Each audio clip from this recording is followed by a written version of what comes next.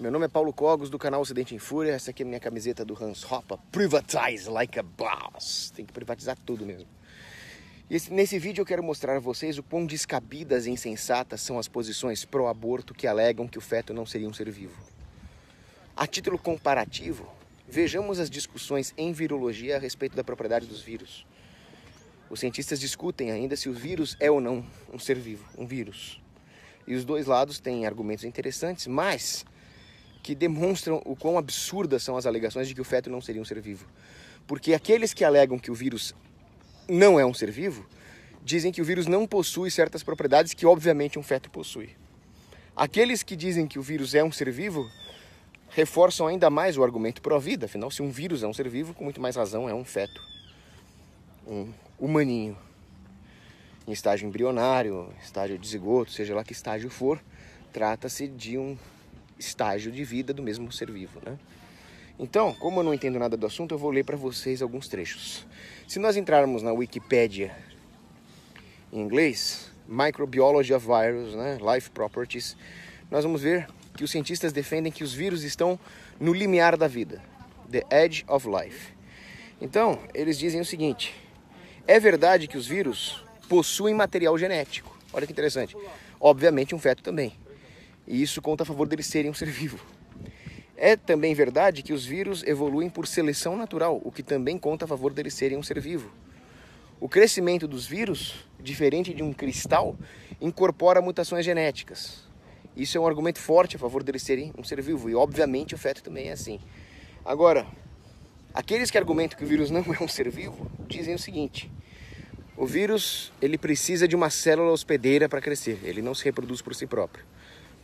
Ele não possui divisão celular. Isso, obviamente, um feto possui. Ele precisa da mãe para alimentá-lo, mas ele se alimenta. E ele se reproduz fora de uma célula hospedeira. Ele não se vale do material genético de uma célula hospedeira para fazer a sua divisão celular. Então, o feto, obviamente, é um ser vivo. Agora, olha o que é muito interessante aqui. Os cientistas dizem que existem bactérias como a Rickettsia e a Chlamydia, que são consideradas seres vivos, são bactérias, são reino Monera, e só se reproduzem valendo-se de uma célula hospedeira. Então, mesmo esse critério, não, os vírus não são vivos porque eles precisam de uma célula hospedeira, mesmo esse critério não é um bom critério, já que existem bactérias que têm a mesma limitação que os vírus e são seres vivos. Aí, continuando a discussão, dizem o seguinte: os vírus não poderiam ser considerados seres vivos porque eles não possuem organelas ou ribossomos e nem possuem potencial bioquímico, como as enzimas necessárias à produção da sua própria energia metabólica. Ué, mas o feto tem tudo isso. Ele tem organelas, ele tem potencial bioquímico, ele cresce e se alimenta. Ué, então todas as vezes que alguém fala que um vírus não é um ser vivo, eles estão dizendo que o vírus não tem coisas que o feto tem. Isso é muito interessante. Aí nós temos aqui o seguinte: o vírus não tem estrutura celular. E a célula é a unidade básica da vida. Bom, obviamente um zigoto é uma célula. Então o feto passa nesse critério. E aí vem a parte mais interessante que eu achei. As discussões mais modernas tendem a assumir que os vírus são sim seres vivos. Sabe por quê? Primeiro porque descobriram um vírus gigante chamado mimivírus. Não é mimimi vírus. Mimimi são os abortistas que vão encher o saco depois de ver esse vídeo.